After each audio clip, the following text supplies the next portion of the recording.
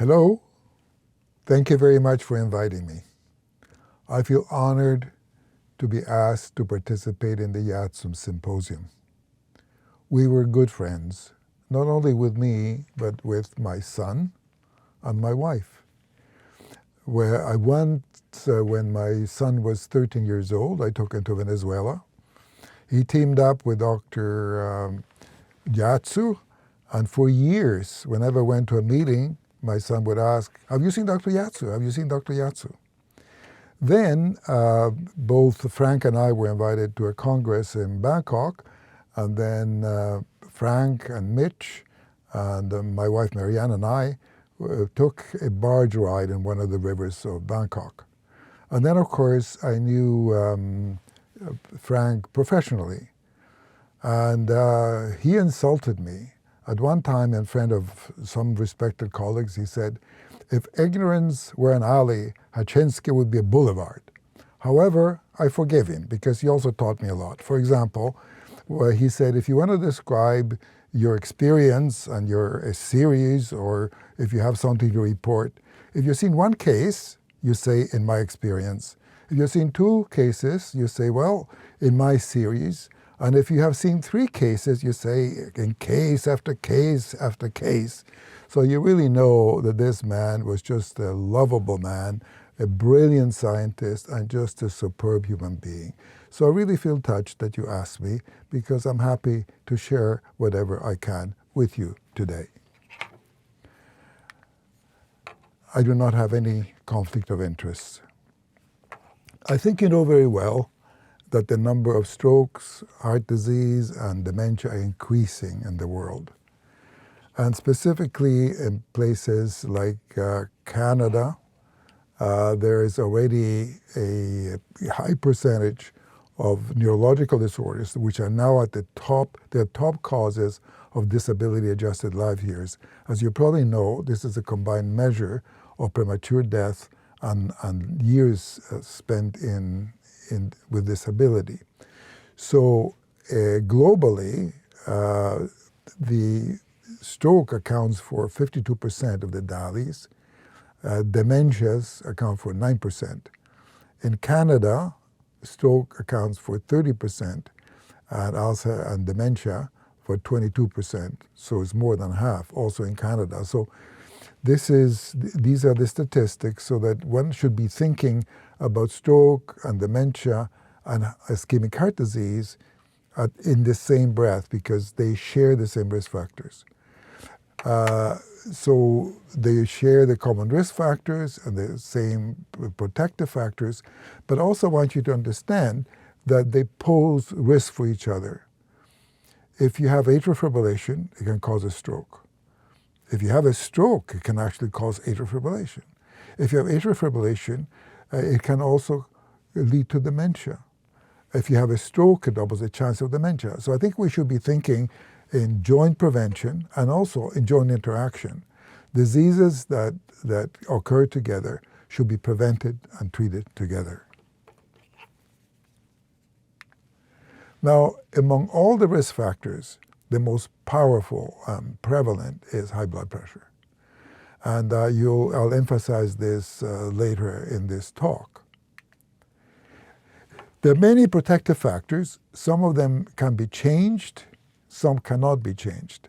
Exercise is the single most powerful, proven protective factor that can be practiced by all. There are things like social factors that are very important, but they're less modifiable, at least by us physicians. Now, I want to acquaint you with what I'm calling now the opening scissors crisis. Now, this is a description of the trends of increasing life expectancy and decreasing fertility rates. The most extreme example is Japan. There, the life expectancy is 85, and the fertility rate is 1.3 average per children per woman. In Canada, life expectancy is 84, and fertility rate is 1.4. In the United States, life expectancy is 79, and the fertility rate is 1.6. As you probably know, in order to maintain the population stable, you need to have on average 2.1 children per woman in order to keep the population steady. And so we are really facing this opening scissors crisis.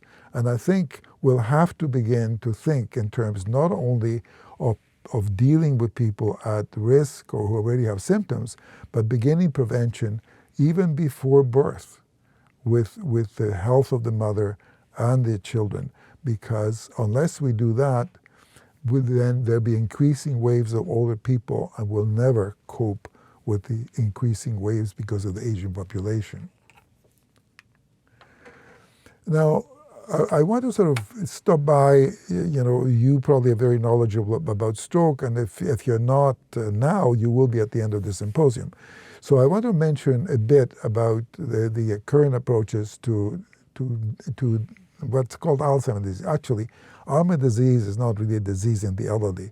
It's really a combination of things. In the typical case of Alzheimer's disease, you can have up to 8 different causes, of which the vascular is the most prevalent and most important and preventable, in addition to Alzheimer's pathology. So the bulk of the prevention has been in finding drugs that actually stop or slow the Alzheimer's process.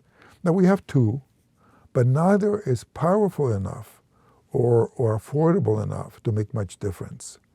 A much more promising approach is that of lifestyle modification, and it's the finger study, finger as in the hand, that Dr. Mia Kivipelto pioneered in Finland. And that entailed individuals at the risk of developing dementia who were randomized to usual care or to intensive lifestyle modification. So they had dietitians who advised on diet, they had exercise experts on exercise, they had mental exercises, they had social gatherings. And so after the end of the study, they showed that the progression from cognitive impairment to dementia was slowed. And now there is a thing called worldwide fingers, meaning that they're finger-like studies in different countries of the world to see whether what was true in Finland is also true in other parts of the world. Now that's highly commendable and it should be encouraged. However, it also suffers from the problem that it only identifies a fragment of the population. So even if we're able to stop progression 100% from cognitive impairment to dementia, the next wave will be even bigger.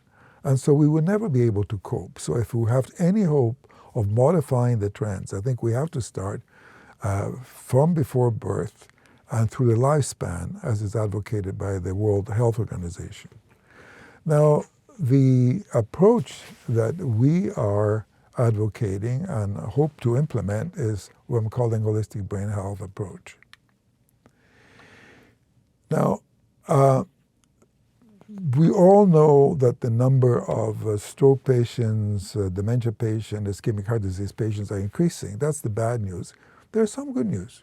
In the province of Ontario, where I live, that has 14 million, we have shown that over a 12-year period, the incidence, the cases per 1,000, have decreased by 32% in stroke and 7% in dementia.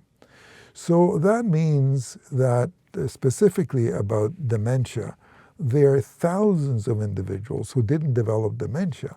So what are we doing right? What is accounting for this? Now we as doctors, of course, are easy to take the praise, more statins, maybe we identify them earlier. We can give all sorts of reasons why we're the champions. But at least in Canada, it's not that easy. We know that health is 10% due to the environment. We know that 40% is due to biology, genes, and all the things that we doctors and health professionals do. And if 50% is due to socioeconomic factors. And as far as I know, nowhere in no time has anybody tried to look at all the factors together. And that's precisely the project that we're undertaking. We're trying to map out all the relevant factors. In other words, the environment, the socioeconomic factors, individual risk factors, and map out areas in Canada of high incidence, low incidence, and see what the differences are, and then identify what's the main preventable and treatable risk factor, and then have cost-effective recommendations for the people to implement them. Because unless you can justify that by doing the things we advocate is going to be cost-effective, we're competing with all sorts of other good causes.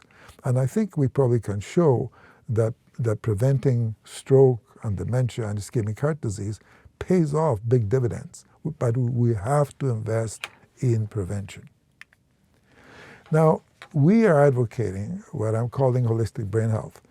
Now, the problem is that there are many definitions. For example, the American Heart Association basically says what's good for the heart is good for the brain. But you know, the brain does a few more things than the heart does.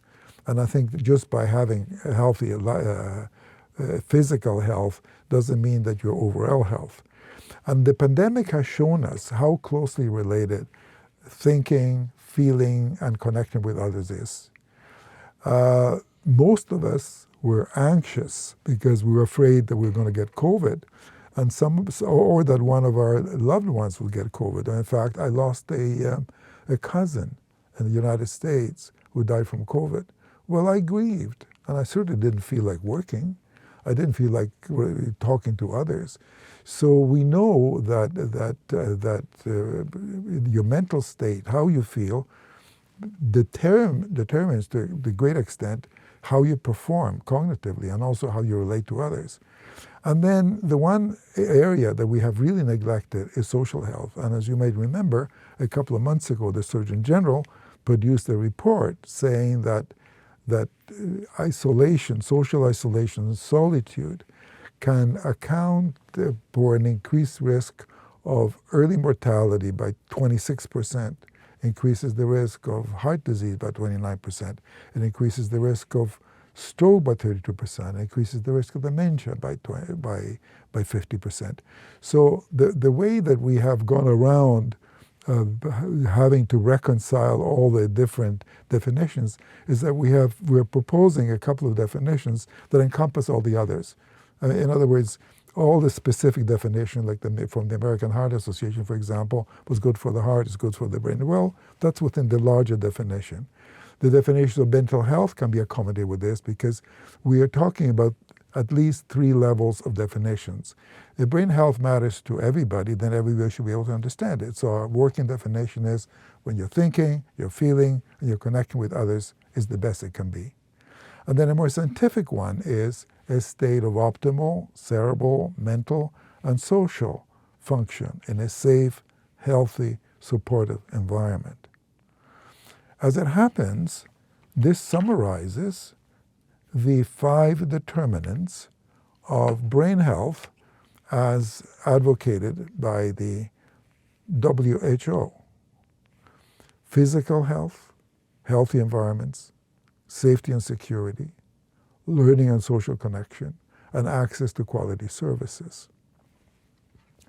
So if we think of holistic brain health, we really should think of all 5 because they all contribute. Now, the approach that we're proposing is, first of all, we have to boil down all the recommendations to what I'm calling ABC. You know, what's the minimum that gives you the maximum? And so ABC stands for A is activity and sleep, B is for a balanced diet, and C is for connecting with others. So, for example, I'm working with dietitians, I'm working with kinesiologists, the experts on exercise, I'm working with people who are experts on motivation, and we're trying to develop the ABC. So it's simple enough that most people can do it. So for activity, for example, if you manage to walk 3,000 steps, you decrease your risk of early mortality. If you manage to walk 3,800 steps a day, then your risk of dementia is diminished. And if you happen to do it in greenery, then that has additional benefits. If you do it someone else, it doubles the chance you continue to do it. And then you have the social interaction, which is really quite important. I can imagine a busy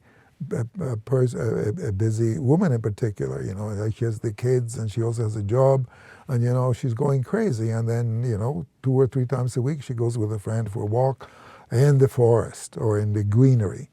And the Japanese are the ones who actually proven that there is an additional effect, a physical effect.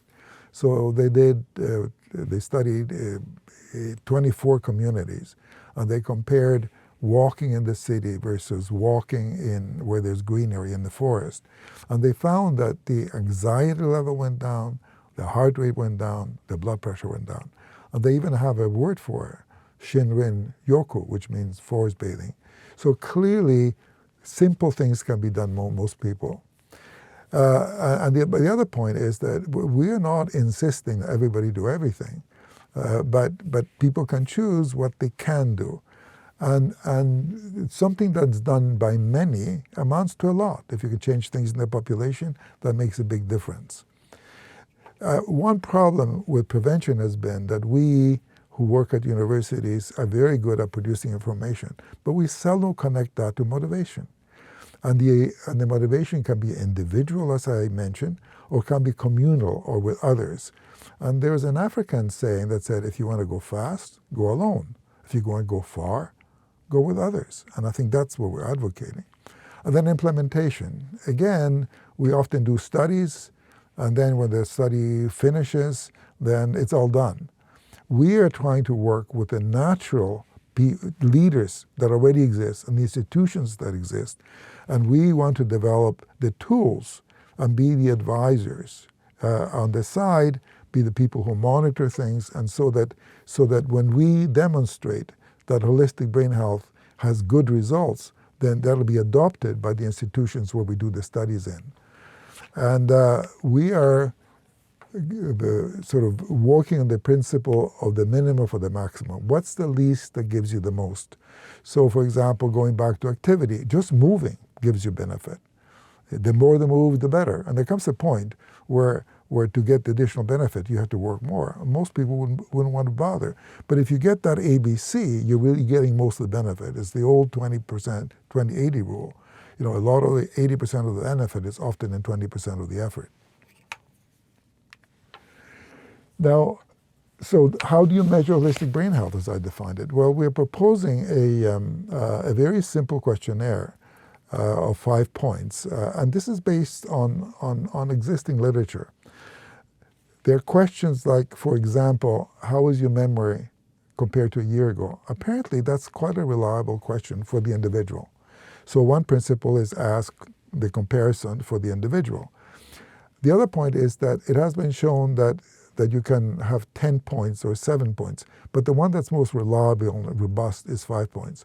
So we're going to validate this simple questionnaire with established cognitive measures, mental measures, and social connectedness measures. And the advantage of this simple questionnaire is that it is language-free, so you can use it worldwide.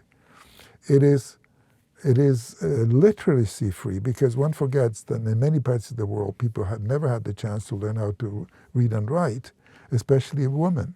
So you have to have something that doesn't depend on education and being literate. And the third one is that if you are going to begin comparing things, that you have to have a measure that can be used widely across the globe, because some policies have to be international, some have to be national, some have to be local. So we're going to validate this in Canada, and among French-speaking people, among English-speaking people, then Botswana, Nigeria, Romania, Chile. And I invite any of you, if you want to help us validate this, by all means, be in touch with me. And we'll be happy to try to help you so we